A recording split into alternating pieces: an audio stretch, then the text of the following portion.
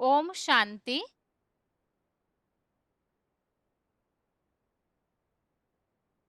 भगवत गीता श्लोक क्लास में आज 8 प्रश्नों के उत्तर का टॉपिक है और इस टॉपिक में हम तीसरे प्रश्न का उत्तर समझे हैं कि आत्मा सो परमात्मा नहीं है तो आत्मा सो परमात्मा किसका गायन है।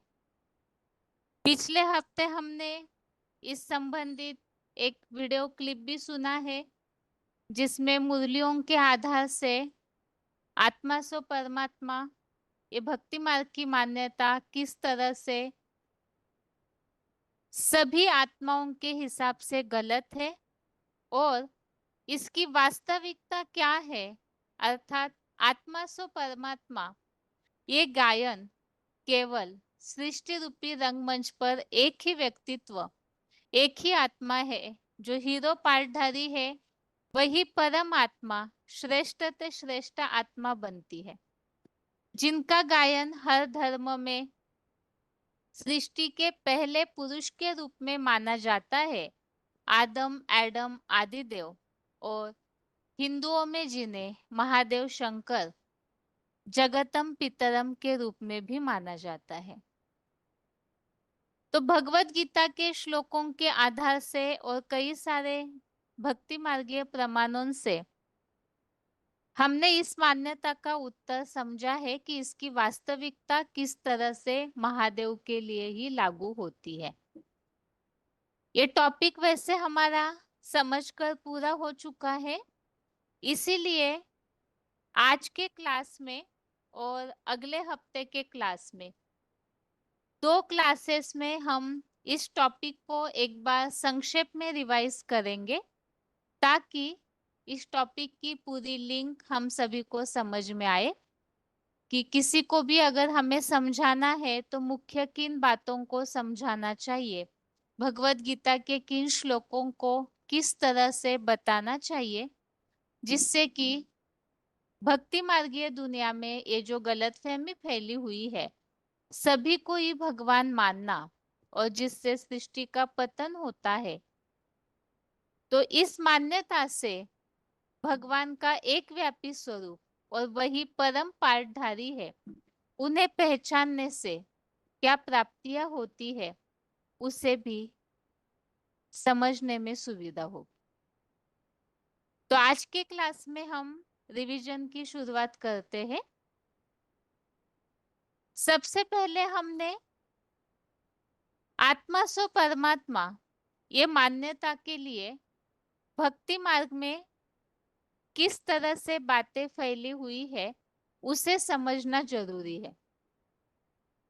अर्थात सभी ही आत्मा सो परमात्मा इस तरह से न भी मानते हो, लेकिन इसी मान्यता को अलग अलग रीति से भी माना जाता है, तो वो किस तरह से उसे हम समझेंगे पहले।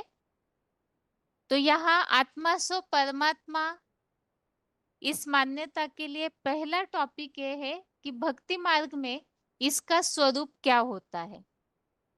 इसमें कुछ वीसीडी पॉइंट्स हमने पहले भी समझे हैं, उसे भी एक बार अभी रिवीजन में समझेंगे। जब से आद्य शंकराचार्य आए उन्होंने बुद्धि घुमाई दी सबकी, हर एक आत्मा सो परमात्मा। वीसीडी 3367। दूसरी तरह से माना जाता है, अहम ब्रह्मास्मि कह देंगे, हम भी ब्रह्मा तुम भी ब्रह्मा, हम भी शिव तुम भी शिव, आत्मा सो परमात्मा कह देंगे। Audio number 206 206। तीसरी प्रकार की बात है, सन्यासी लोग तो अपने को परमात्मा समझते हैं, यह है बड़ी ते बड़ी मूर्खता। कहते हैं देही अर्थात आत्मा सो परमात्मा।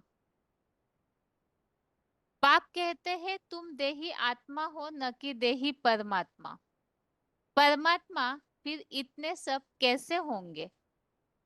वीसीडी 3955। अगला पॉइंट है, तुम गाते भी हो आत्मा परमात्मा अलग रहे बहुकाल। ये पहले नंबर का अज्ञान है। आत्मा सो परमात्मा, परमात्मा सो आत्मा कहना, ये बहुत बड़ा अज्ञान है। यहाँ मुख्य 3 बातें जो यहाँ मुरलियों से चुन कर के ली हुई है। एक तो आद्य शंकराचार्य आए तो उन्होंने ये बात फैलाई, आत्मा सो परमात्मा, क्योंकि द्वापर युग से जब दुख शुरू होता है तो उस समय भगवान को ढूंढने लगे, तो जैसे सर्वव्यापी की मान्यता फैली, उसी का ही एक रूप है आत्मा उनको परमात्मा का स्वरूप मानना, अर्थात आत्मा सो परमात्मा।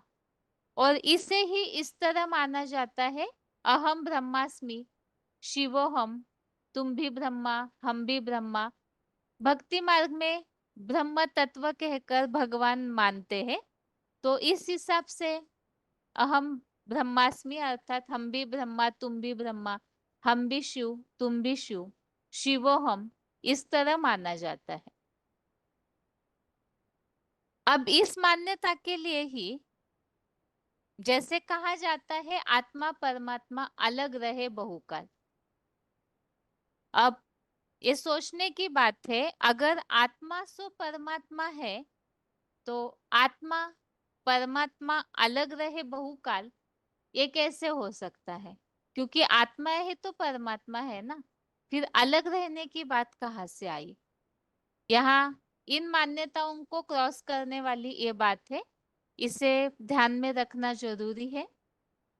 अगला पॉइंट है वीसीडी नंबर 180,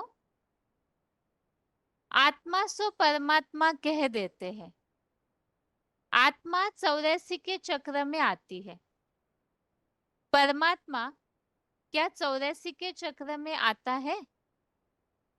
अगर आत्मा सो परमात्मा तो फिर 84 के चक्र में आना चाहिए। कहते रहते हैं परमात्मा जन्म मरण के चक्र से न्यारा है, अभोक्ता है, अकर्ता है।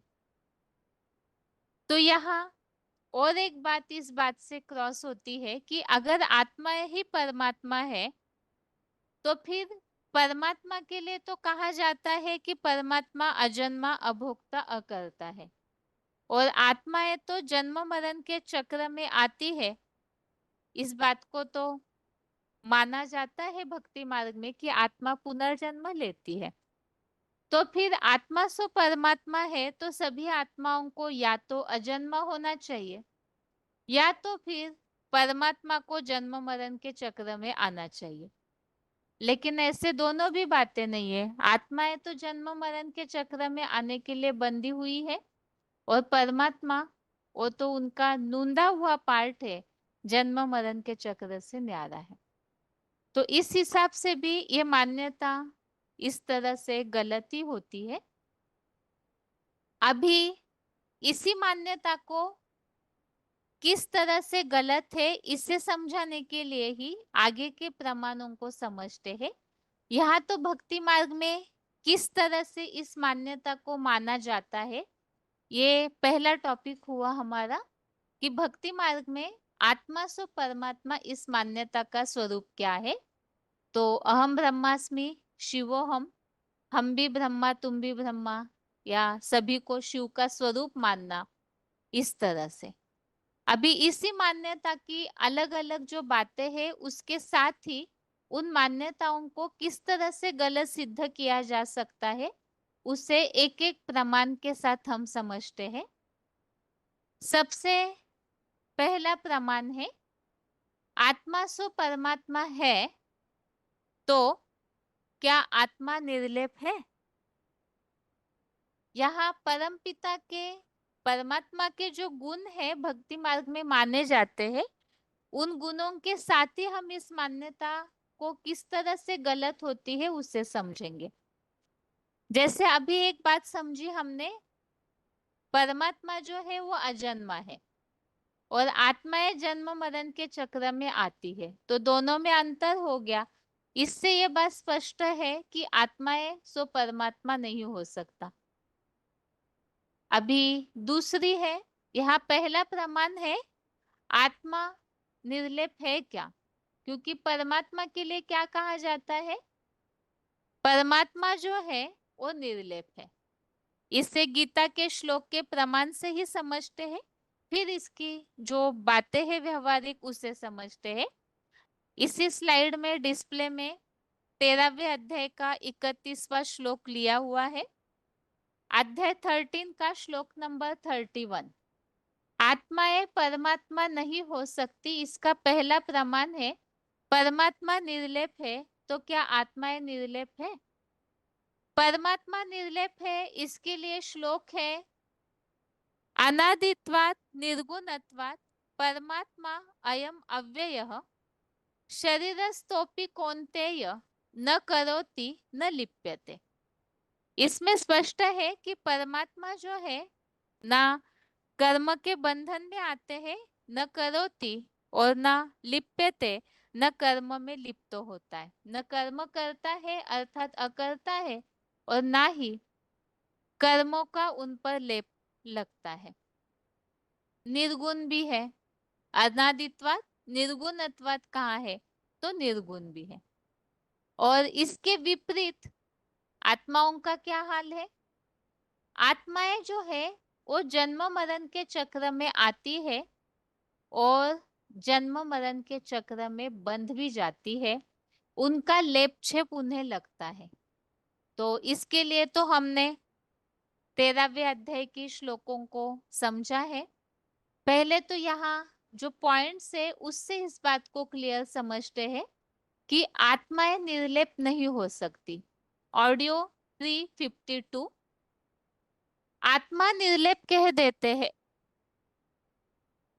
लेकिन आत्मा निर्लेप नहीं हो सकती।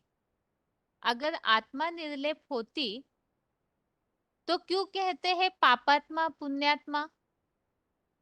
जरूर आत्मा को ही पाप का लेपछेप लगता है। पुण्य और पाप आत्मा ही करती है।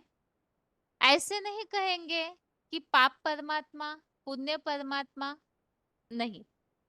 अगर आत्मा निर्लेप होती तो ऐसे नहीं कहते, फिर तो कहा जाए शरीर पुण्य शरीर पाप, क्योंकि शरीर पर ही अगर केवल पाप लगता तो पाप शरीर पुण्य शरीर कहना चाहिए था। लेकिन कहते समय पापात्मा पुण्यात्मा कहा जाता है। परमात्मा तो निर्लेप है, इसलिए परमात्मा के लिए पाप परमात्मा या पुण्य परमात्मा कभी नहीं कहते। इससे ये स्पष्ट है भेद, अंतर, कि आत्माओं पर पाप का लेपछेप पुण्य का लेपछेप लगता है, आसक्त होती है आत्माएं, अटैच हो जाती है कर्मों में, तो लेप जरूर लगता है। दूसरी बात है इसका प्रमाण, आत्मा पे लेप छेप लगता है, इसका प्रमाण है आत्माएं जन्म मरण के चक्र में आती है। VCD number 1224, VCD number 1224। आत्मा तो अजर अमर अविनाशी है, जाकर के दूसरा जन्म लेती है। आत्मा कभी मरती नहीं है, और फिर आत्मा ही कह देते हैं निर्लेप है। आत्मा निर्लेप कैसे हुई? निर्लेप होती तो दूसरा जन्म कैसे ले, शरीर धारण कैसे करेगी? देह भान का लेप छेप लगता है तब तो जन्म मिलता है।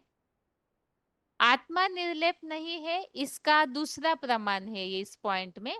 पहला प्रमाण है पापात्मा पुण्यात्मा कहा जाता है, पाप शरीर पुण्य शरीर नहीं, मतलब आत्मा पर ही पाप लगता है। दूसरी बात है आत्मा निर्लेप नहीं है, इसका प्रमाण है आत्मा जन्म मरण के चक्र में आती है, जिसे साधारण भाषा में लोग कहते हैं कि हम सभी बंधन में फंसे हुए हैं। ये बंधन ही दूसरे शब्दों में लेप छेप है। तो सभी जानते हैं कि सभी बंधन में है। जिस जाल को बुना है गृहस्थी में, इस दुनिया के जाल में जो आत्माएं फंसी हुई है, चाहे संबंधी संपर्कियों के, चाहे किसी भी तरह से सुख दुख के बंधन में, हर प्रकार के कर्म के बंधन में, तो इसके कारण आत्मा उस हिसाब को चुकाने के लिए जन्म लेती है अगला। तो ये लेप छेप हो गया, जिसे ही बंधन कहा है।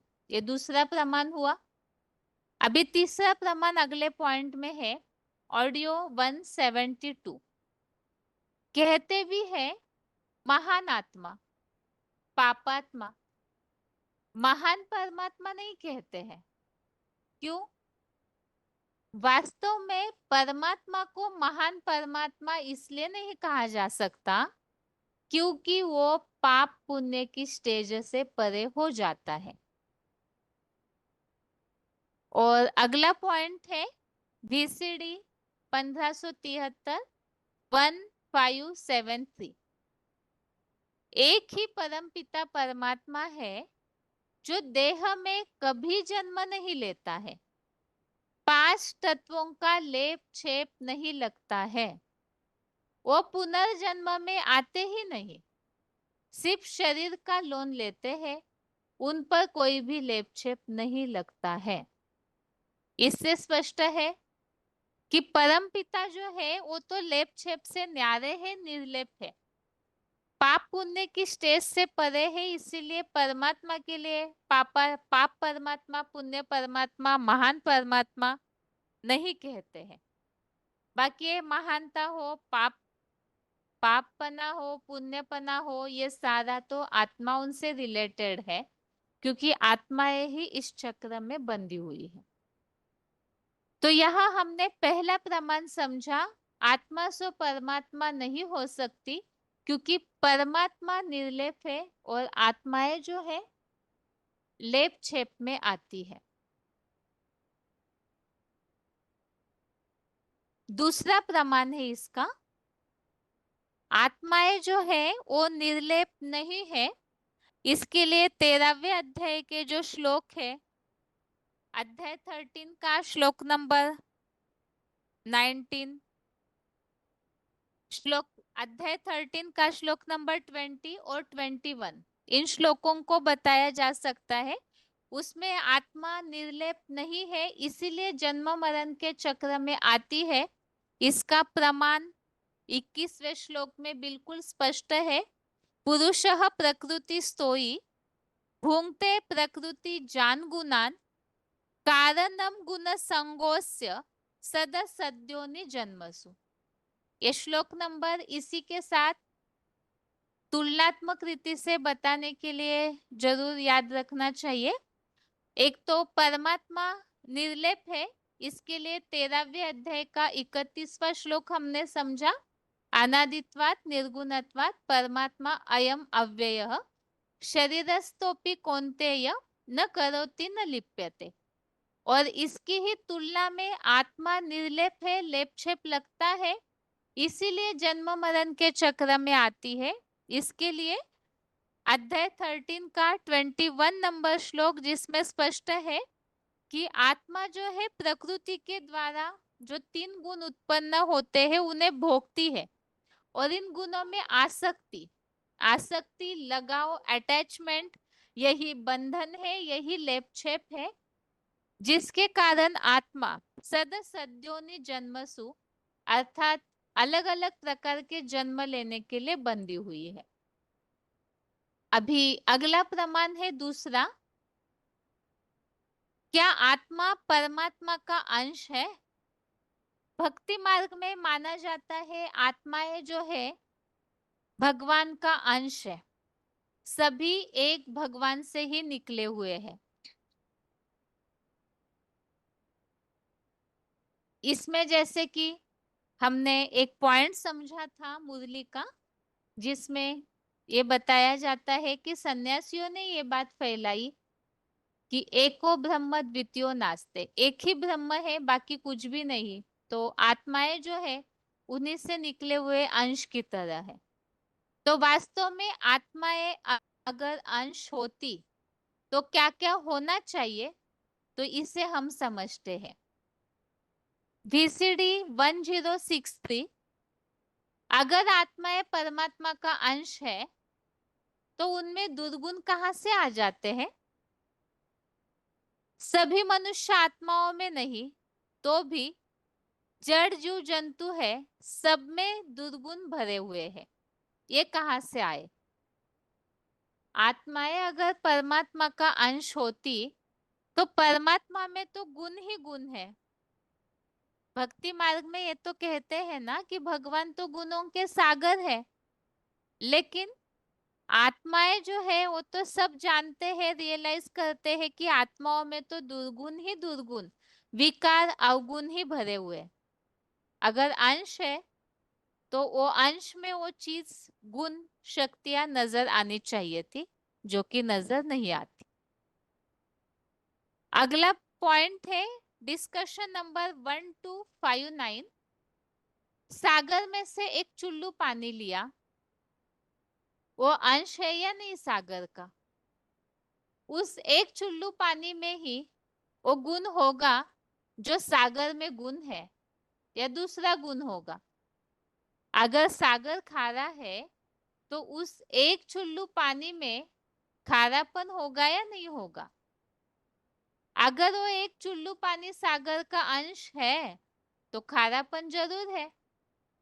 तो हम भगवान के अंश है, तो हमारे अंदर भगवान के गुण होने चाहिए या नहीं होने चाहिए? तो ये दूसरा प्रमाण, जो ऊपर पॉइंट हमने समझा, आत्मा में दुर्गुण कहाँ से आए? तो अगर आत्मा भगवान का अंश है, जैसे सागर का पानी, कहते हैं भक्ति मार्ग में उदाहरण दिया जाता है कि सागर से चुल्लू पानी उठा लिया तो वो चुल्लू पानी की तरह हम आत्माएं भी भगवान का अंश है। इसीलिए उसी मान्यता को यहाँ क्लियर किया कि चुल्लू पानी भी खारा होगा, तो वैसे ही आत्माओं में भी भगवान का वो गुण या सागर का वो गुण आना चाहिए, जबकि ऐसे है नहीं। भगवान के जो गुण है वो नजर नहीं आते हैं। अगला पॉइंट है VCD नंबर 429, 429। परमात्मा तो गुणों का भंडार है, फिर गुणों के भंडार में से अगर आत्मा चुल्लू पानी लिया जाए, बुदबुदा लिया जाए, तो फिर उसमें गुणों का भंडार ही होना चाहिए ना। अवगुण कहाँ से आ जाएंगे? तो ये झूठा मिसाल देते हैं। और इसका सार यही है, वार्तालाप नंबर 1826, डिस्कशन नंबर 1826। आत्माएं अंश है, आत्माओं में भगवान का मीठापन है, फिर अंश कैसे? भगवान के गुण है, तो आत्माएं अंश नहीं है, आत्माएं वंश है।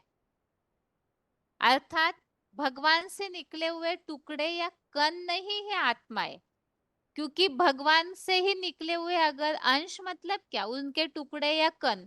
अगर ऐसे होता जैसे चुल्लू पानी भी सागर का अंश हुआ, तो वैसे आत्माएं अगर कोई टुकड़े या कण होते तो गुण दिखने चाहिए मीठेपन के, शक्तियों के। वो नहीं है, इसका मतलब आत्माएं अंश नहीं है, भगवान के बच्चे हैं, वंश है। वो वंश भी किस तरह से है? तो अगर कोई पूछते हैं तो यहाँ क्लियर करना पड़ेगा कि वास्तव में ऐसे नहीं है कि आत्माएं तो अजर अमर अविनाशी है, भगवान भी इसी तरह से है। तो यह जन्म देना मतलब आत्माएं जब अपने अस्तित्व को भूल जाती है तो उन्हें उनके अस्तित्व को स्मृति दिलाया जाता है। उन्हें फिर से वो शक्तियां भगवान देते हैं ज्ञान योग के द्वारा, पुरुषार्थ के आधार से। तो इसीलिए भगवान की आत्माएं जो है भगवान के बच्चे हैं। बाकी टुकड़े या कण है, सागर की तरह चुल्लू पानी है, ऐसी बात नहीं है। अगला है, तीसरा प्रमाण है,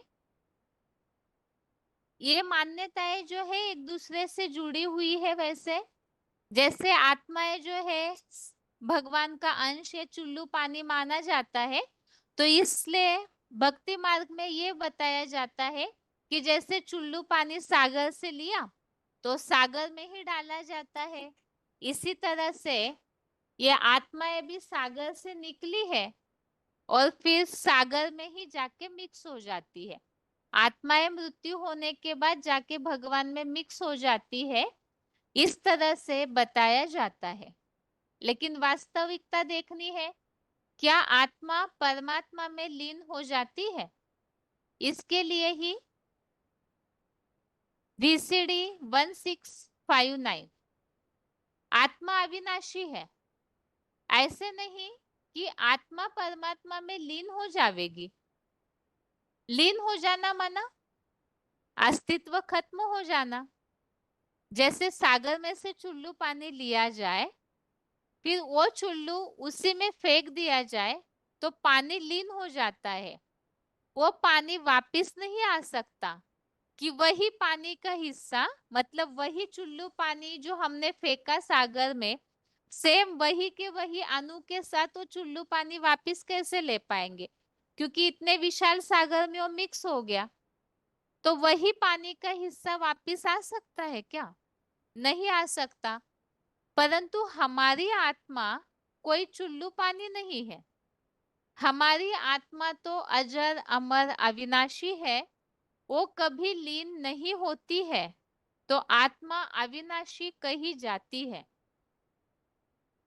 आत्मा परमात्मा में लीन नहीं हो सकती, इसका ही दूसरा प्रमाण है VCD 1486 1486। मनुष्यों में तो आत्मा का भी ज्ञान नहीं है, इसीलिए कह देते हैं आत्मा सो परमात्मा, अथवा आत्मा निर्लेप है।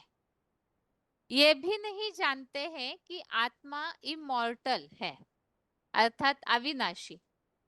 तब तो कहते हैं कि आत्मा तत्व में लीन हो जाएगी, अथवा कह देते हैं कि आत्मा परमात्मा का बुदबुदा है, परमात्मा बाप सागर है। तो आत्माएं जो है परमात्मा से निकले हुए छोटे छोटे बुदबुदे हैं, ऐसे मानते हैं। वो तो बुदबुदे फिर सागर में ही समा जाएंगे, ऐसे माना जाता है। लेकिन वास्तव में आत्मा तो अविनाशी है। अब आत्मा अगर जाकर के परमात्मा में लीन हो जाएगी, तो फिर आत्मा का अस्तित्व ही पूरी तरह नष्ट होगा, क्योंकि चुल्लू पानी सागर में मिक्स हो गया, तो एकाकार हो गया। फिर उसी अंश को, उसी चुल्लू पानी को वापस नहीं उठा पाएगा कोई भी। ऐसे ही आत्मा सागर में ज्ञान परम पिता में मिक्स हो गई परमात्मा में, तो वापस कैसे आ सकती है? तो आत्मा का अस्तित्व तो नष्ट हो गया। लेकिन भगवत गीता में भगवान ने आत्मा के बारे में क्या बताया है? इसके बाद आत्मा के बारे में जो भगवत गीता में जानकारी मिलती है, उससे ये बात स्पष्ट हो सकती है कि आत्मा परमात्मा में लीन नहीं हो सकती, क्योंकि आत्मा अजर अमर अविनाशी है। इसका प्रमाण दूसरे अध्याय का 18वां श्लोक, अध्याय 2 का श्लोक नंबर 18 है। अंतवंत इमे देहा नित्यस्योक्ताः शरीरिणः अनाशिनो अप्रमेयस्य तस्मात् युद्धस्व भारत। तो इस श्लोक में ये बात स्पष्ट है कि आत्मा के ये शरीर नाशवान है और आत्मा अनाशिनः अर्थात अविनाशी है।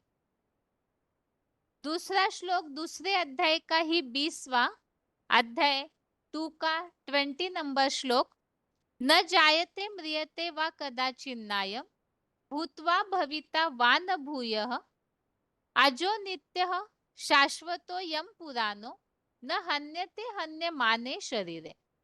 इस श्लोक में भी ये बात स्पष्ट है कि आत्मा न कभी जन्मता है न मरता है, अथवा होकर फिर से नहीं होगा, ऐसे भी नहीं है।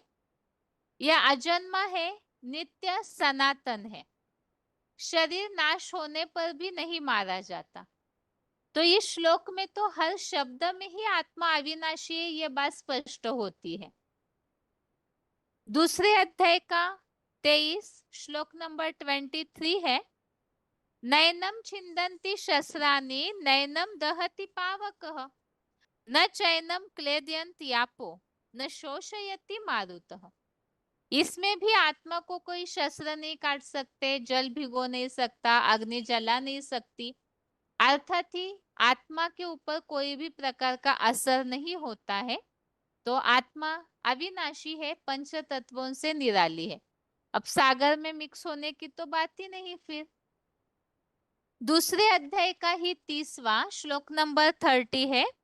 देही नित्यम अवध्योयम। देही अर्थात आत्मा। शरीर को देह कहा जाता है, आत्मा को देही, देह को धारण करने वाली। तो देही नित्यम अवध्योयम, देहे सर्वस्य भारत, तस्मात् सर्वाणि भूतानि न त्वं शोचितुम अर्हसि। तो देही नित्यम अवध्ययम अर्थात आत्मा को, आत्मा अवध्य है, मारी नहीं जा सकती। तो इससे ये बात स्पष्ट है कि आत्मा अविनाशी है, उसका अस्तित्व नष्ट नहीं होता है। तो आत्मा परमात्मा में लीन होने की बात ही नहीं है। अभी अगला प्रमाण है चौथा। आत्माएं जो है, अगर आत्मा ही सो परमात्मा है, तो फिर आत्मा ओम को भगवान से मिलने की बात गीता में क्यों आई हुई है?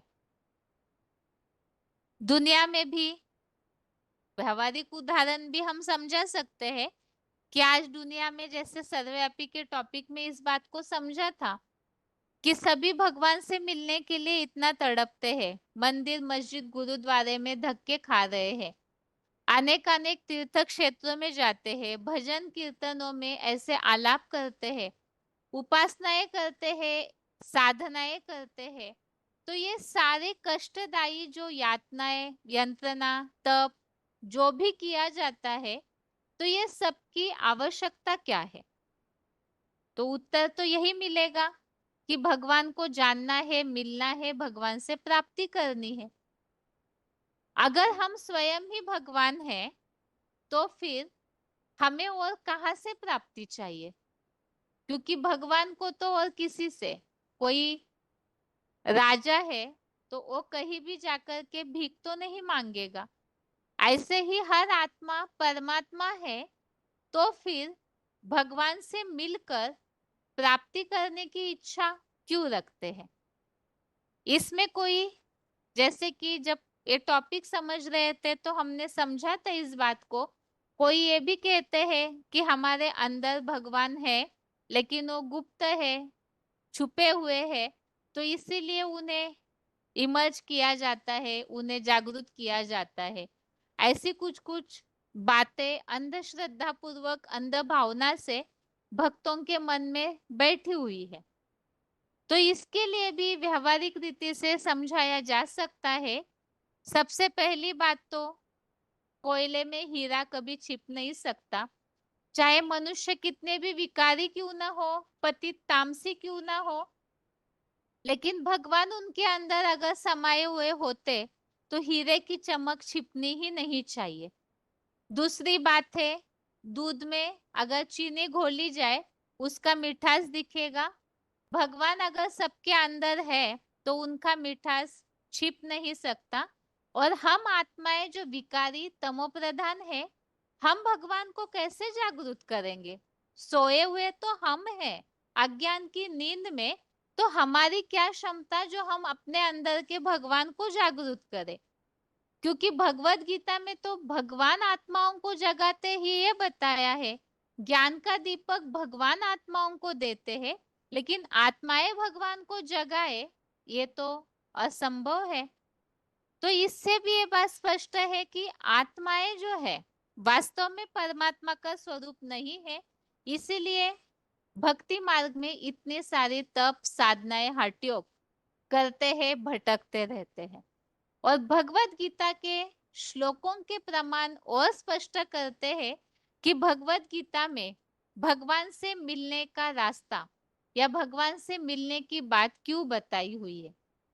भगवत गीता में अर्जुन को जीवन के युद्ध क्षेत्र में किस तरह से समस्याओं का सामना करना है, उसके बारे में कई सारी बातें अलग अलग प्रकार से बताई है।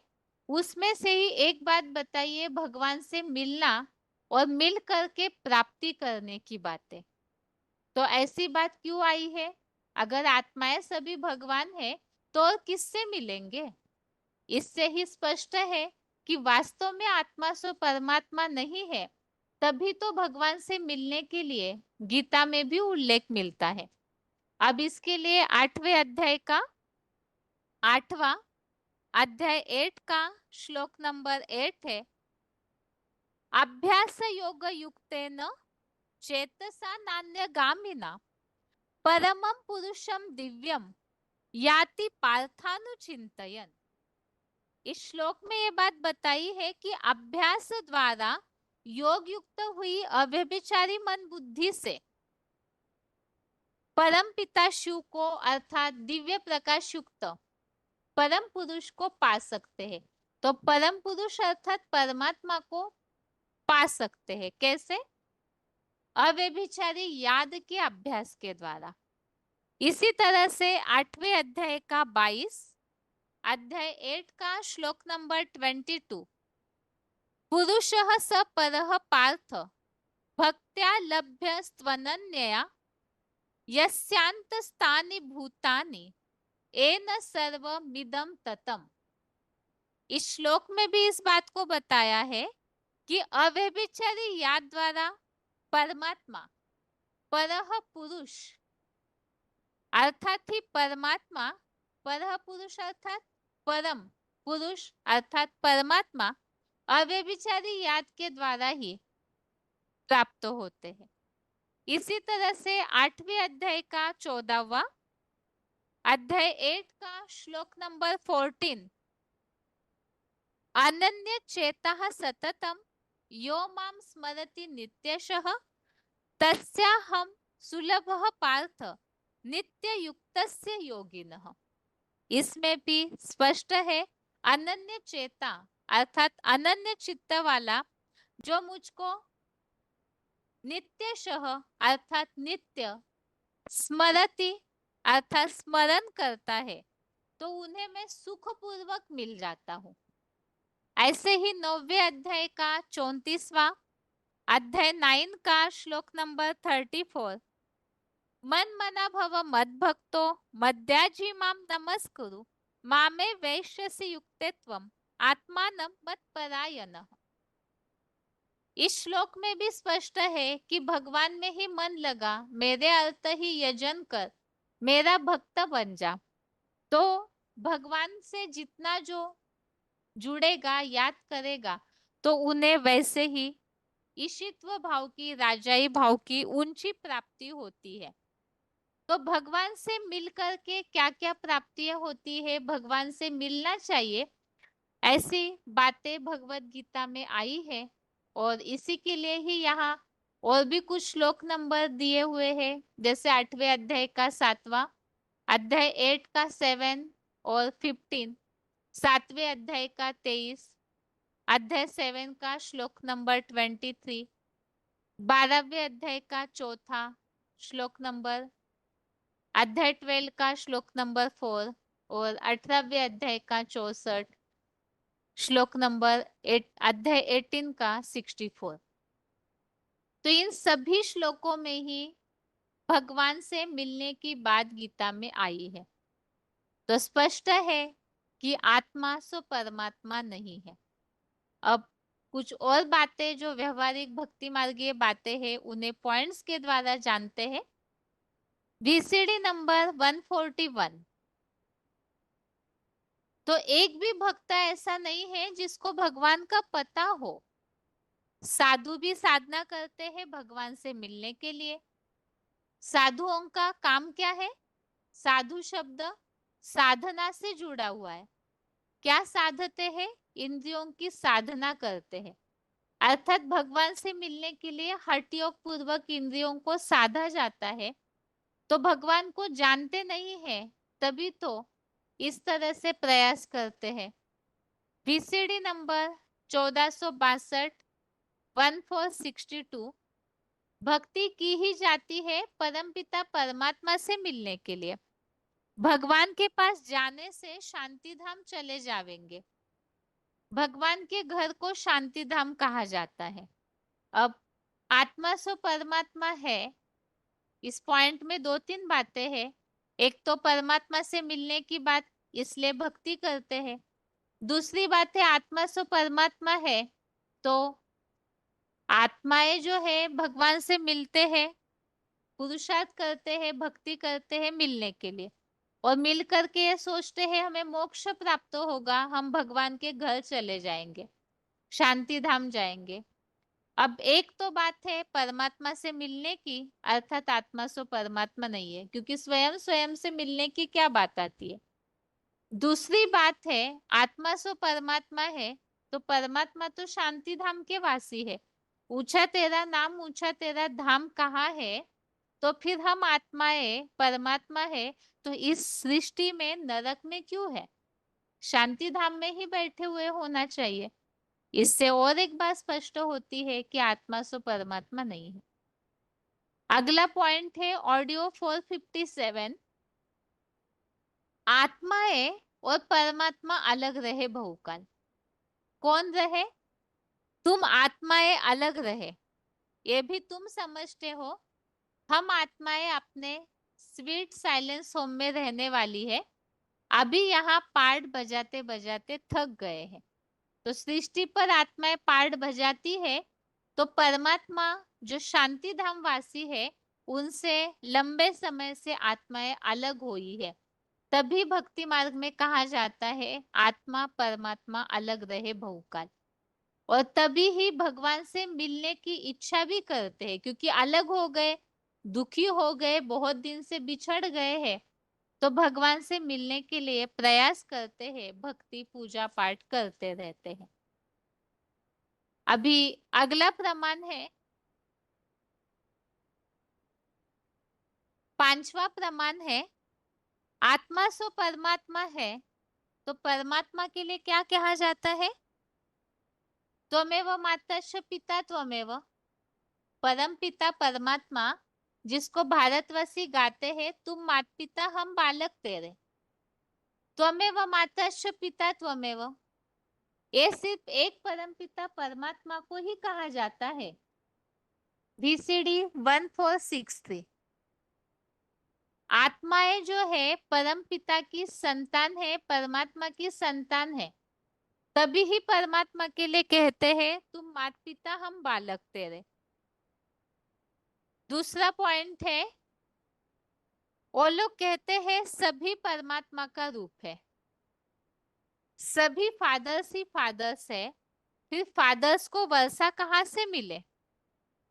ब्रदर्स को एक फादर से वर्षा मिलता है, हम सब ब्रदर्स आपस में ऐसे कहना चाहिए, और है भी ब्रदरहुड।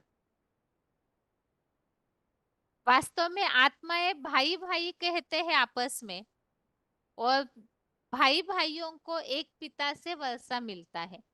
अगर सभी आत्मा सो परमात्मा है तो सभी पिता है फादर से, तो वर्षा कैसे मिलेगा, किसको किन से वर्षा मिलेगा? और अगर सभी आत्माएं परमात्मा का स्वरूप है, तो क्या वर्षा देने के लिए उनके पास इतनी गुण शक्तियां सुख शांति का भंडार उपलब्ध है? नहीं है। और अगला पॉइंट है इसी टॉपिक में, अगर सभी आत्मा सो परमात्मा है तो सभी पिता हो गए, तो श्रेष्ठ ते श्रेष्ठ एक ही होगा या सर्वव्यापी होगा? सब में परमात्मा है तो फादरहुड, अर्थात सभी पिता पिता कहा जाना चाहिए। सब फादर ही फादर है, अर्थात पिता ही पिता है, तो फिर सुख शांति का वर्षा कहाँ से मिलेगा? बेहद का फादर तो एक ही होगा ना, क्योंकि गॉड इज ट्रूथ कहा जाता है, गॉड इज वन कहा जाता है, तो पिता तो एक ही है, अर्थात भगवान को पिता कहा जाता है, तो वो पिता तो एक ही है। लेकिन यहाँ सभी आत्माएं अगर परमात्मा का स्वरूप है, तो इतने सारे पिताएं हैं क्या? ऐसे तो कहते नहीं है कि अनेक पिताएं हैं, पिता भगवान को एक ही कहा जाता है।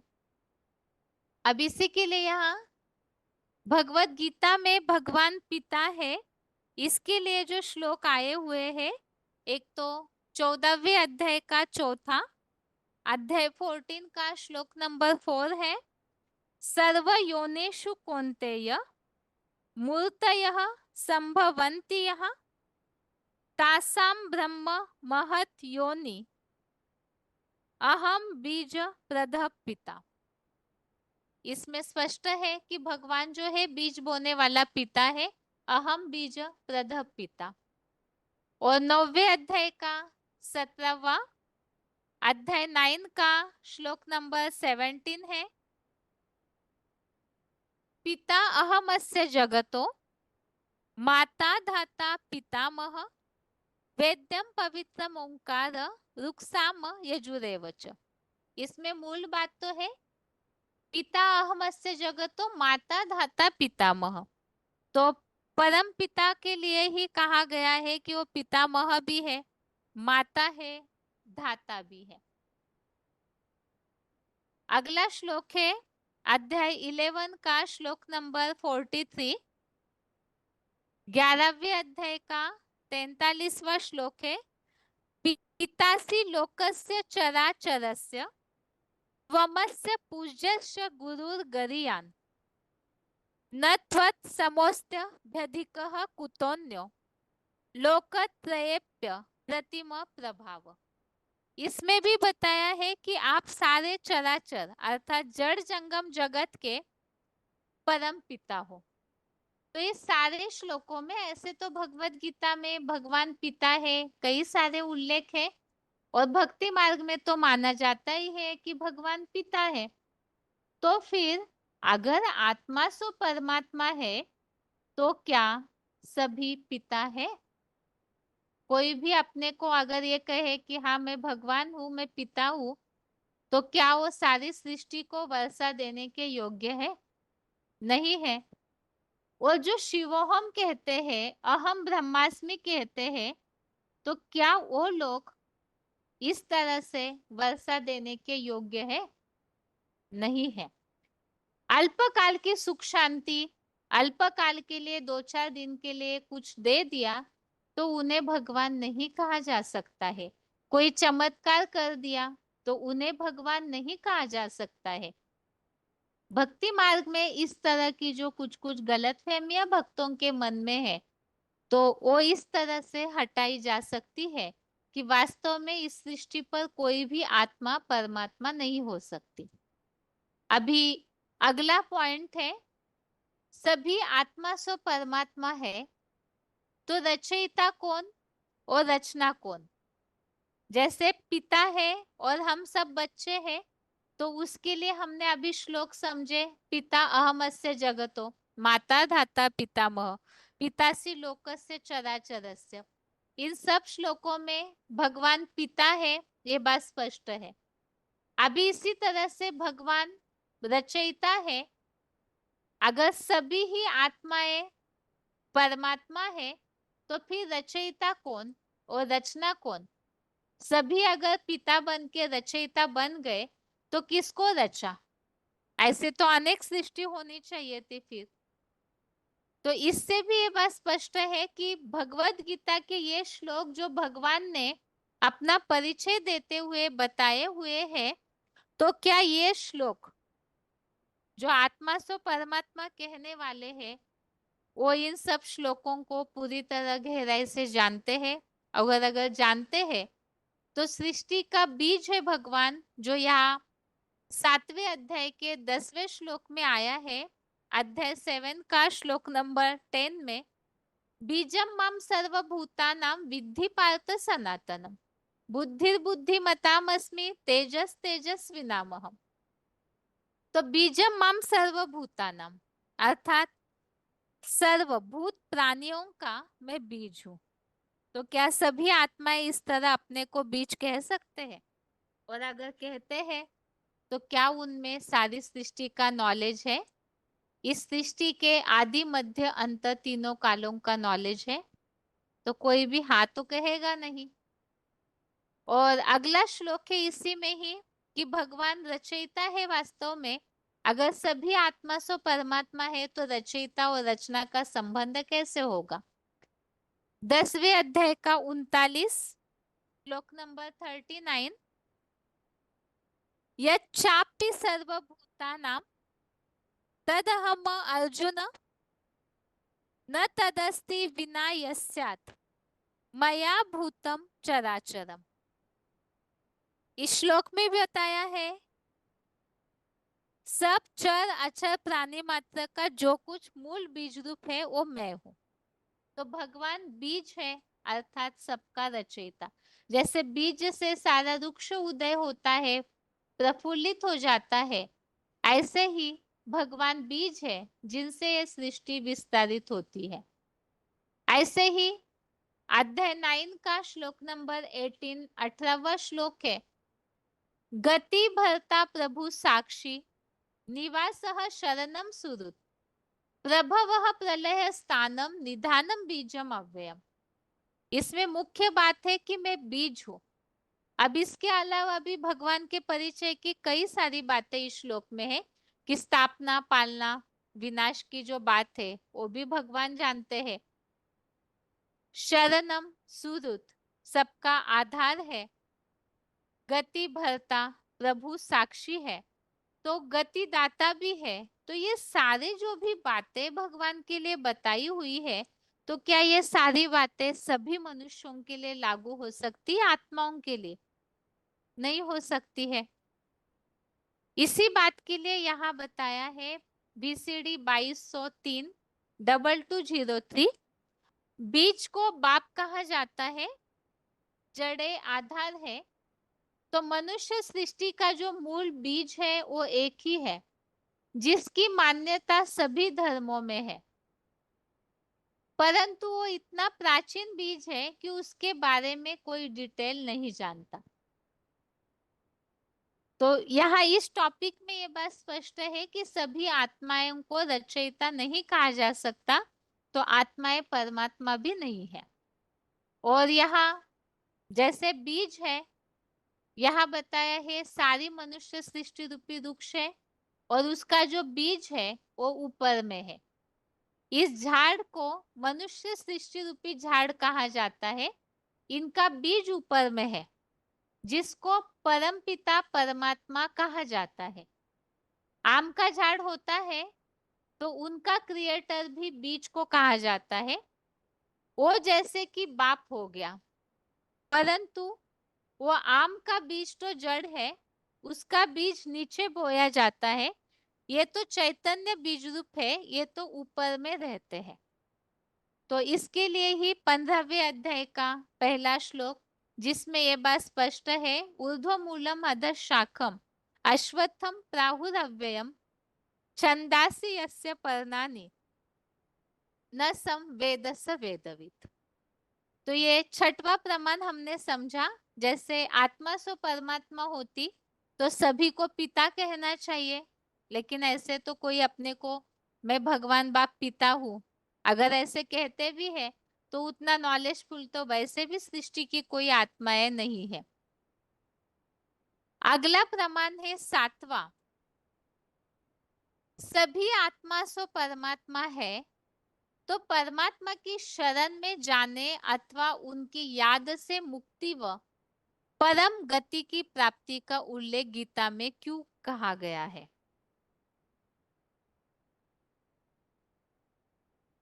तो यहाँ पर भगवान से, भगवान को जानकर भगवान से प्राप्ति करना, भगवान की शरण में जाना, उनको याद करने से मुक्ति परम गति की प्राप्ति मिलती है, ऐसे बताया जाता है। तो सभी आत्मा सो परमात्मा है तो किसकी शरण में जाएंगे, किसको याद करेंगे? और भगवान तो निर्बंधन है, वो बंधनों में कभी आते नहीं, तो भगवत गीता में यहाँ बंधनों से मुक्ति का उपाय क्यों बताया हुआ है?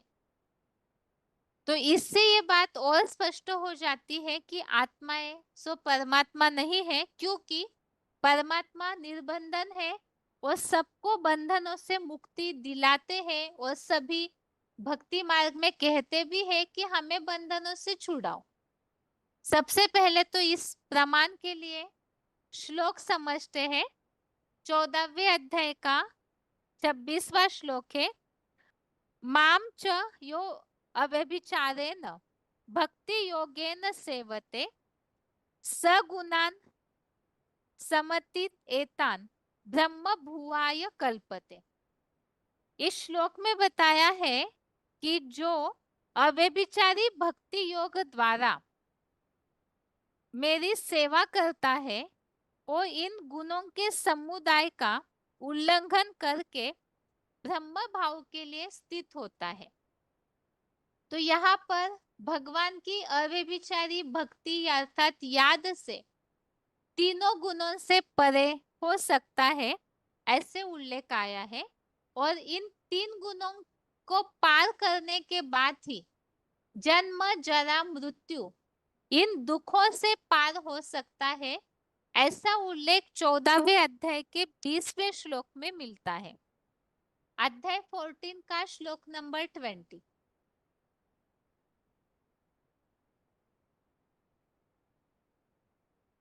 गुणानेतान अतीत्य ऋण देहि देह समुद्भवान जन्म मृत्यु जरा दुखेर विमुक्तो अमृतम अश्नुते। इस श्लोक में बताया है कि देह से उत्पन्न होने वाले तीन गुणों के संघात को पार करके जन्म मरण बुढ़ापे के दुखों से मुक्त हुआ अमर पद अर्थात स्वर्ग को भोगता है।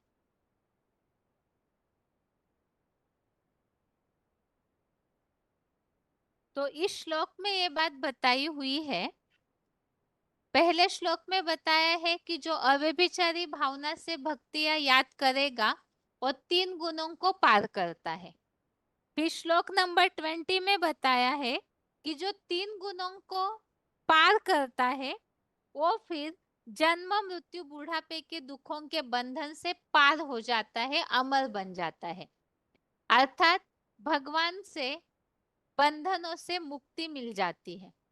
तो अगर यहाँ तो भगवत गीता में सभी आत्माओं को अलग अलग प्रकार से रास्ते बताए हैं सुख शांति के लिए, तो ये बंधनों से मुक्ति का रास्ता बताया।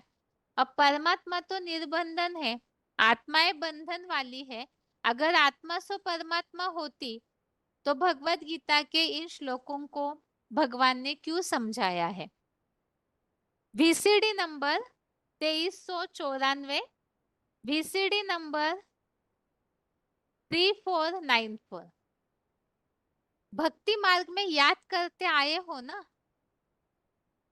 हे भगवान, ओ गॉड फादर, लिबरेट करो, इस शरीर के बंधन से, देह भान के बंधन से छुड़ाओ, गाइड बनो। शरीर में जो तीन दुख मिलते हैं, जन्म के समय दुख मिलता है, बुढ़ापे का दुख मिलता है, और फिर मरण का सबसे बड़ा दुख कौन सा होता है। आदमी सबसे ज्यादा डर कौन से दुख से है, मृत्यु से डरता है। तो जन्म जरा मरण के नंबरवार अनेक दुख है, उनसे छुड़ाओ, हमारा गाइड बनो, और इनसे छुड़ाकर गाइड बनकर कहाँ ले जाओ, मुक्ति धाम में। तो यहाँ मूल बात है परमात्मा की शरण से मुक्ति मिलती है बंधनों से। इसीलिए कहते हैं लिबरेटर को बुलाते हैं, पतित पावन को बुलाते हैं। तो इससे स्पष्ट है कि आत्मा सो परमात्मा नहीं है। ऐसे ही बंधनों से मुक्ति के लिए दूसरे अध्याय का 39, अध्याय 2 का श्लोक नंबर 39 है। एषा ते भिहिता सांख्ये बुद्धिर योगे त्विमां शृणु बुद्ध्या युक्तो यया पार्थ कर्म बंधनम प्रहास्यसि। और ऐसे ही 9वें अध्याय का 28वां श्लोक है, अध्याय 9 का श्लोक नंबर 28 है। शुभाशुभ फले रेवम मोक्ष से कर्म बंधने संन्यास योग युक्तात्मा विमुक्तो मामुपैष्यसि। दूसरे अध्याय के 39वें श्लोक में भी ये बात बताई है कि ये जो मत है, ये श्रीमत जो है तेरे लिए कर्म बंधनों से निकालने के लिए बताई गई है। कर्म योग में इस श्रीमत को मेरे से सुन, जिससे कर्म बंधनों से मुक्त हो जाएगा। ऐसे ही 28 नंबर श्लोक में भी बताया हुआ है कि भगवान के द्वारा सारे शुभ अशुभ फल वाले लौकिक कर्मों के बंधन से छूट करके राजाई भाव की प्राप्ति कर सकता है। तो भगवान के मिलने से ही, भगवान की याद से, शरण में जाने से ही पहला टॉपिक यहाँ है, बंधनों से मुक्ति होती है। ये सब आत्माएं जन्म मरण के चक्र में आने वाली है। जो बंधन में कभी नहीं आता है वही दूसरों को बंधन से छुड़ा सकता है, और जो बंधन से छुड़ाता है वही भगवान है। इस पॉइंट में ये बात और क्लियर की हुई है कि जो बंधनों से छुड़ाता है वही वास्तव में भगवान है। आगे इसी में ही आत्माएं जो है परमात्मा है, तो परमात्मा की शरण में जाने, याद से मुक्ति, परम गति का उल्लेख क्यों आया? इसमें हमने पहला समझा है कि भगवान की शरण से, भगवान को जानने से बंधनों से मुक्ति होती है। अभी इसी में ही दूसरा टॉपिक समझते हैं, भगवान की प्राप्ति, भगवान की शरण में जाने से पाप अथवा दुखों से मुक्ति। वैसे तो बंधनों से मुक्ति यही पाप या दुखों से मुक्ति है। पाप का बंधन, दुखों का बंधन, ये भी बंधन ही है। बस भगवत गीता में अलग अलग तरीके से बातों को समझाया हुआ है ताकि आत्माएं अपना भगवान से मिलकर उद्धार कर सके। तो यहाँ यही बात स्पष्ट होती है कि आत्मा सो परमात्मा, आत्माएं भगवान नहीं हो सकती। तभी ही आत्माओं को बंधनों से छुड़ाने के लिए भगवान बार बार गीता में रास्ता बता रहे हैं।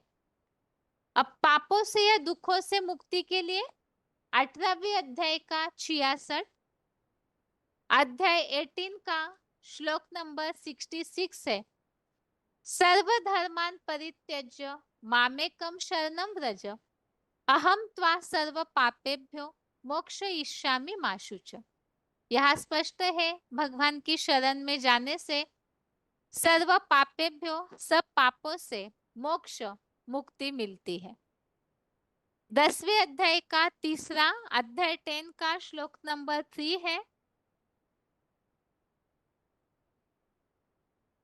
यो माम अजम अनादिम च वेत्ति लोक महेश्वरम स सम्मूढ़ समर्तेषु सर्व पापे है प्रमुच्यते।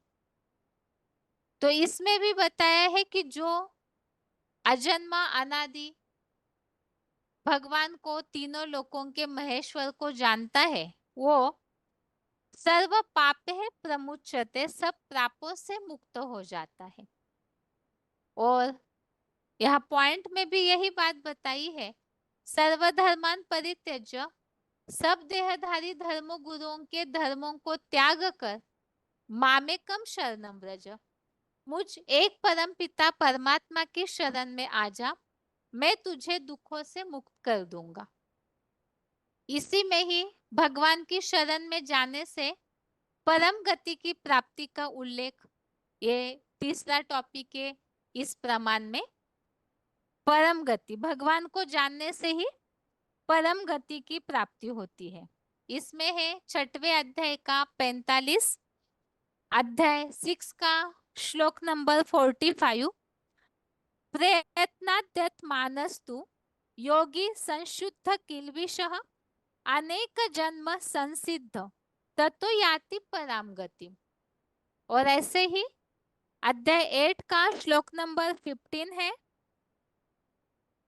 मामुपेत्य पुनर्जन्म दुःखालयम शाश्वतम नाप्नुवन्ति महात्मानः समसिद्धि परमाम गतः। तो 6वें अध्याय के 45वें श्लोक में बताया है कि प्रयत्न पूर्वक अभ्यास करता हुआ सब पापों के धुल जाने पर परम गति को प्राप्त करता है। अर्थात भगवान को जितना याद करते हैं, याद का अभ्यास करते हैं, तो भगवान एक ही है जो निर्लेप है, अर्थात पाप रहित है। तो उनकी याद से ही पापों से मुक्ति हो जाती है। और ऐसे ही 8वें अध्याय के 15 नंबर श्लोक में भी बताया है कि पापों से मुक्ति जब हो जाएगी तो मेरे पास पहुंच करके ऐसे महात्मा जन जो है वो फिर इस कलयुगी दुखी दुनिया में पुनर्जन्म को प्राप्त नहीं होते। क्या? दुखालयम अशाश्वतम। तो यहाँ दुख का आलय अर्थात दुखों का घर है नरक, कलयुग। तो मेरे पास पहुंचने के बाद फिर इस दुख की दुनिया में नहीं आते हैं, परम गति को प्राप्त करते हैं। तो पहले तो पापों से मुक्त हो जाते हैं भगवान की शरण से, और उसके बाद फिर परम गति की भी प्राप्ति होती है। अब अगर सभी आत्माएं परम गति में स्थित है, परमात्मा माना क्या? परम गति में सदैव स्थिर। अगर ऐसे है तो आत्माओं को इन सब रास्तों की बताने की आवश्यकता ही क्या है? अब इसी के लिए यहाँ पॉइंट्स है VCD 1103 1103। परमात्मा की याद से ही पाप कर्म भस्म होते हैं। ऐसे को याद करने से पाप भस्म होंगे जो कभी पाप पुण्य के चक्कर में आता ही नहीं है। तो यहाँ पापों से मुक्ति की बात जो हम अभी समझे हैं कि भगवान की याद से ही पापों से मुक्त होते हैं। और VCD 943 तुम्हारे जन्म जन्मांतर के पाप जल जावेंगे इस योग अग्नि से। किस योग अग्नि से? आत्मा और परमात्मा के मिलने से। याद से ही सतो प्रधान बनना है। VCD 677 जरूर जो पतित आत्माएं हैं वह परमात्मा बाप से बुद्धि योग लगा करके बुद्धि को शुद्ध बनाती है। तो इन सभी पॉइंट्स में भी यही बात है कि भगवान से जुड़ने से, प्रयत्न पूर्वक योग अभ्यास करने से ही पापों से मुक्त हो जाते हैं, और पापों से मुक्त होकर के ही फिर परम गति की प्राप्ति करते हैं, जो इस दुखी दुनिया में वापस नहीं आते अर्थात स्वर्ग में जाते हैं।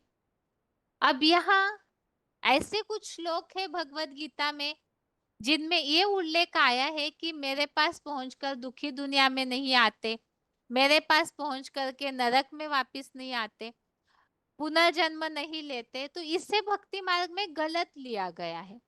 वास्तव में भगवान के पास पहुंचना अर्थात उस स्थिति को भगवान से मिलना, भगवान को जानना, वैसी ऊंची प्राप्ति करने के बाद इस 2500 वर्ष के नरक की दुनिया में नहीं आते, बल्कि सतयुग त्रेता युग रूपी स्वर्ग में जाते हैं। तो जहां भी भगवत गीता में ये बात बताई है तो साथ ही में स्वर्ग का उल्लेख भी तो भगवत गीता में आया है कि इसी सृष्टि में वो स्वर्ग की प्राप्ति होती है। लेकिन इसे गलत फहमी के रूप में इस तरह से लिया कि मेरे पास पहुंचकर दुखी दुनिया में नहीं आते, अर्थात ही इस सृष्टि पर कभी नहीं आते, मोक्ष मिलता है। वास्तव में ऐसे नहीं है। आत्माओं को 2500 वर्ष के लिए स्वर्ग की प्राप्ति होती है। ऐसे नहीं है कि बिल्कुल, क्योंकि भगवत गीता में ये भी बात बताई है कि देवता बनने के बाद फिर अपने पुण्य क्षीण होने पर इस सृष्टि पर ही आते हैं।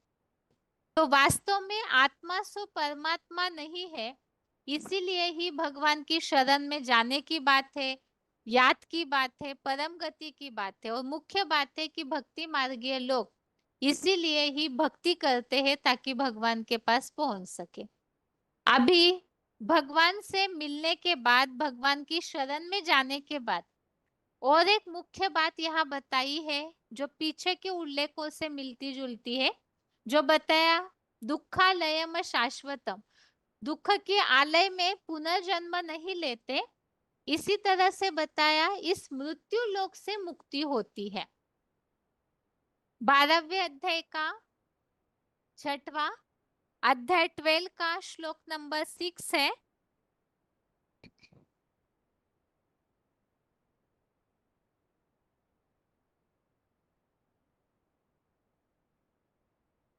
श्लोक है ये तु सर्वाणि कर्माणि मयि सन्न्यस्य मत्परः अनेनैव योगेन माम ध्यायन्त उपासते। तो इसमें बताया है कि जो मेरे परायण हुआ योगी पूरी तरह से भगवान की अव्यभिचारी याद करता है और फिर मुझको ही याद करते हैं, अर्थात अव्यभिचारी भावना से भगवान को याद करने से भगवान की प्राप्ति। ऐसे ही 12वें अध्याय का 7वां श्लोक नंबर 7 है, तेषाम अहम समुद्धर्ता मृत्यु संसार सागरात भवामि नचिरात पार्थ मैया वेशित चेतसा। इसमें बताया है कि भगवान को मिलने के बाद, भगवान को जानने के बाद, शरण में जाने के बाद फिर भगवान ही भगवान को याद करने वाले इस मृत्यु संसार सागर से उनका उद्धार होता है। ऐसे ही 7वें अध्याय का 14 अध्याय 7 का श्लोक नंबर 14 है, दैवी हेषा गुणमयी मम माया दुरत्यया मामे ये प्रपद्यन्ते माया मेता तरन्ति ते। इसमें भी बताया भगवान की शरण में जाने से फिर वो इस माया को पार कर जाते हैं। तो यहाँ ये दुनिया में ही माया व्याप्त है, तो इससे ही मनुष्य पार हो जाते हैं, आत्माएं पार हो जाती है। तो इन सभी उल्लेखों से ये स्पष्ट है कि भगवान की प्राप्ति से ही, भगवान की शरण में जाने से, याद करने से ही बंधनों से मुक्ति, दुखों से मुक्ति, पापों से मुक्ति, मृत्यु लोक से मुक्ति और परम गति की प्राप्ति होती है। अभी भक्ति मार्ग में क्या कहा जाता है भगवान के लिए, किस तरह से इस दुनिया से पार होने की बातों का उल्लेख आता है। VCD number 1299 1299। अभी तुम बच्चे जानते हो इस दुनिया से सभी को वापिस जाना है। बाप आकर के पुरानी दुनिया से नई दुनिया में ले जाते हैं, इस विषय विकारी दुनिया से पार ले जाते हैं। गाते भी है, माझी मेरी नैया पार लगाओ। अर्थात भगवान की याद से ही, शरण में जाने से ही इस विषय विकार की दुनिया से पार जाते हैं। ऐसे ही वो हमारा बाप भी है, नैया को पार ले जाने वाला खिवैया भी है। तो नैया मेरी पार लगाओ ऐसे कहते हैं। अगला पॉइंट है VCD 3635। जो बाप हम आत्माओं को अमर बनाए रहे हैं, उनकी याद में अच्छी रीति बैठे रहते हो। यूं तो आत्मा अमर है, परंतु अभी बाप मृत्यु लोक से अमर लोक में ले जाने आते हैं। तो भगवान से, भगवान की शरण में जाने से ही मृत्यु लोक से अमर लोक की प्राप्ति होती है। ऐसे ही जो VCD नंबर 1808, VCD नंबर 1808, वो भक्त अगर कहते हैं सर्वव्यापी है तो वो सभी बाप है, फिर किसको याद करें। सर्वव्यापी है और सभी सर्वव्यापी है, सभी आत्मा सो परमात्मा है, तो याद करने की बात उठती है। तो देखो उन लोगों को तो पता ही नहीं पड़ता है। तो इस तरह से इस श्लोक में इस बात का उल्लेख आया हुआ है कि भगवान की याद से, सभी सर्वव्यापी है अगर भगवान और आत्मा स्व परमात्मा है, तो फिर याद करने की बात कहाँ से आई। अब खुद को ही बैठ करके खुद याद करके शक्ति ले, ऐसे तो होता नहीं है। तो ये सारे उल्लेखों से ये बात स्पष्ट हो जाती है कि भगवान को, भगवान की प्राप्ति, भगवान को जानने से, भगवान की शरण में जाने से, भगवान की याद से ही क्या क्या प्राप्तियां होती है।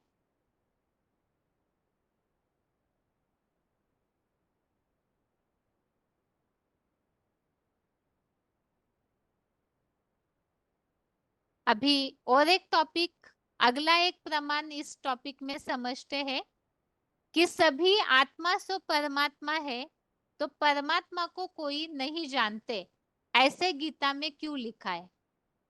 ये जो मान्यता है भक्ति मार्ग में ज्यादातर माना जाता है कि हम सभी भगवान का स्वरूप है, तो सभी स्वयं को अच्छे से जानते होंगे। अगर जानते होते कि हम ही भगवान है, हम ही परमात्मा है, तो इस तरह की बात का उल्लेख क्यों आया हुआ है कि परमात्मा को कोई भी नहीं जानते हैं? अब भगवत गीता में इसके लिए जो श्लोक आए हुए हैं उन्हें समझते हैं। 7वें अध्याय का 26, अध्याय 7 का श्लोक नंबर 26 है। वेदा हम समतीतानि वर्तमानानि चार्जुन भविष्यानि च भूतानि माम तु वेदन कश्चन। इसमें भी उल्लेख आया है कि भगवान त्रिकालदर्शी है, तो भगवान सब प्राणियों को जानते हैं, लेकिन भगवान को कोई नहीं जानता। 7वें अध्याय का 13, अध्याय 7 का श्लोक नंबर 13 है। त्रिभिर गुणमयेर भावे एभि सर्वमिदं जगत मोहितम नाभिजानाति मामेभ्य परमम व्ययम। इसमें बताया है कि 3 गुणों से युक्त भावों द्वारा मोहित हुआ यह संसार मुझ अविनाशी को नहीं जानता। ऐसे ही 9वें अध्याय का 24, अध्याय 9 का श्लोक नंबर 24 है। अहम ही सर्व यज्ञानां भोक्ता च प्रभुरेव च न तु माम अभिजानन्ति तत्वेनात् चवन्ति ते। तो इसमें बताया हुआ है कि भगवान के उस वास्तविक रूप को कोई भी नहीं पहचान पाता है। ऐसे ही 10वें अध्याय का 14वां, अध्याय 10 का श्लोक नंबर 14 है। सर्वमेतत् ऋतं मन्ये यन्माम वदसि केशव नहीं ते भगवन व्यक्तिम विदुर देवा न दानव। तो इन श्लोकों में सभी में इसी बात का उल्लेख है कि भगवान को कोई भी नहीं जानते हैं, और पॉइंट्स में भी इस बात को भक्ति मार्गीय तौर से समझाया है। VCD 1590, VCD 1590। बुद्धि में क्या रहता है? ऊपर में कोई परमपिता परमात्मा है जरूर, परंतु उनकी बायोग्राफी को नहीं जानते हो। ये फिर उल्टा ज्ञान मिला आत्मा सो परमात्मा। ऋषि मुनि भी बेअंत कहते रहते हैं, हम जानते नहीं परंतु है जरूर। तो भगवान को जानते नहीं है और ऊपर से उल्टा ज्ञान फैला दिया आत्मा सो परमात्मा। वीसीडी 1656, 1656। अभी बाप समझाते हैं, और बेचारा शंकराचार्य तो न अपनी आत्मा को न परमपिता परमात्मा को जानते हैं। वो तो कह देते हैं परमात्मा का कोई नाम रूप नहीं है, उनका कोई देश काल नहीं है, फिर तो आत्मा सो परमात्मा भी नहीं होना चाहिए। तो परमात्मा को जानते नहीं है, इसीलिए ही ये बात बता दी परमात्मा का कोई नाम रूप नहीं है। अब इस टॉपिक को हमने पहले भी समझा है कि परमात्मा या भगवान कहते हैं, उनकी महिमा करते हैं, शक्तियों का भंडार है, शक्ति मांगते हैं, शांत सुख मांगते हैं, तो फिर परमात्मा ये शब्द है तो नाम रूप से न्यारा कैसे हो गया? अर्थात ही जानते नहीं है, तो इस तरह की बात कह दी और बहुत ढूंढने पर नहीं मिला, तो खुद को ही भगवान मान लिया गया। तो इससे स्पष्ट है कि भगवान को कोई जानते नहीं है, इसीलिए ही आत्मा सो परमात्मा की मान्यता को भी गलत रीति से फैलाया, और भगवत गीता में इस बात को स्पष्ट किया है कि परमात्मा को कोई भी नहीं जानते, तो आत्मा सो परमात्मा कैसे कह दिया है। ऐसे ही इतने सब जगत गुरु कहलाने वाले वो सब भक्ति मार्ग के हैं, वो बेचारे तो ना आत्मा को और न परमात्मा को जानते हैं। कोई मनुष्य नहीं है जो मुझ परमपिता परमात्मा को जानता हो, क्योंकि मैं तो अपना काम करके छिप जाता हूँ। इस तरह से आज के क्लास में हमने रिवीजन में इन 8 पॉइंट्स को समझा है कि किस तरह से भक्ति मार्ग में ये मान्यता गलत रीति से फैली हुई है, आत्मा सो परमात्मा, और ये मान्यता गलत है। इसे ही हमने यहाँ भगवत गीता के द्वारा और व्यावहारिक जो भक्ति मार्गीय बातें हैं उनके द्वारा समझा है कि आत्मा सो परमात्मा नहीं हो सकता। अभी आज के क्लास में हमने जो भी प्रमाणों को समझा है उसमें मुख्य बातें कौन सी हमें समझनी और समझानी चाहिए, यह ध्यान में रखनी है, क्योंकि रिवीजन में भी पॉइंट्स के द्वारा काफी सारी बातें हमने समझी है। तो इसीलिए एक बार संक्षेप में मेन पॉइंट्स को हम रिवाइज करते हैं, तो कि मेन टॉपिक्स बुद्धि में रख सके। सबसे पहली बात ये समझानी है इस टॉपिक में, आत्मा सो परमात्मा ये मान्यता का भक्ति मार्ग में स्वरूप क्या है। तो इसमें सर्वव्यापी से जुड़ी हुई ये मान्यता है। दूसरी बात, आद्य शंकराचार्य उन्होंने इस बात को फैला दिया। तीसरी बात, अहम ब्रह्मास्मि शिवोहम, हम सभी भगवान के स्वरूप है। आत्मा ये परमात्मा का अंश है। आत्मा ये सागर का बुदबुदा है, अर्थात भगवान से निकले हुए अंश है। इस तरह से बातें बताना, आत्माएं परमात्मा में लीन हो जाती है। तो इस तरह की जो भी मान्यताएं हैं ये भक्ति मार्ग में जो समझाई जाती है, तो यही आत्मा सो परमात्मा इस मान्यता के अलग अलग स्वरूप है। अभी ये मान्यता कैसे गलत है उसे हम अलग अलग तरीके से समझे हैं।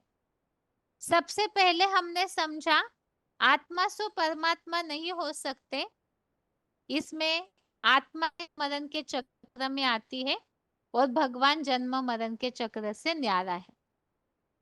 अभी पहला प्रमाण हमने समझा आत्मा निर्लेप है। अगर भक्ति मार्ग में माना जाता है कि आत्मा निर्लेप है, लेकिन वास्तव में आत्मा निर्लेप नहीं है। इसका प्रमाण यह तुलना हमने समझी कि परमात्मा निर्लेप है और आत्माएं निर्लेप नहीं है। पहले तो आत्मा निर्लेप नहीं है, इसके लिए हमने समझा पापात्मा पुण्यात्मा महात्मा कहा जाता है। दूसरा, आत्मा जन्म मरण के चक्र में आती है, कर्म बंधन में आती है। वो हिसाब किताब जो बंधता है उसे चुकाने के लिए ही आत्मा अगला जन्म लेती है। इससे स्पष्ट है कि आत्मा पर पाप पुण्य का लेपछेप है, इसलिए जन्म मरण के बंधन में बंदी है, तो निर्लेप हो नहीं सकती। और इसके लिए हमने प्रमाण के लिए श्लोक समझा था, अध्याय 13 का 21, जिसमें बताया है कि प्रकृति के 3 गुणों को भोग कर आत्मा जन्म मरण के चक्र में आती है और परमात्मा निर्लेप है।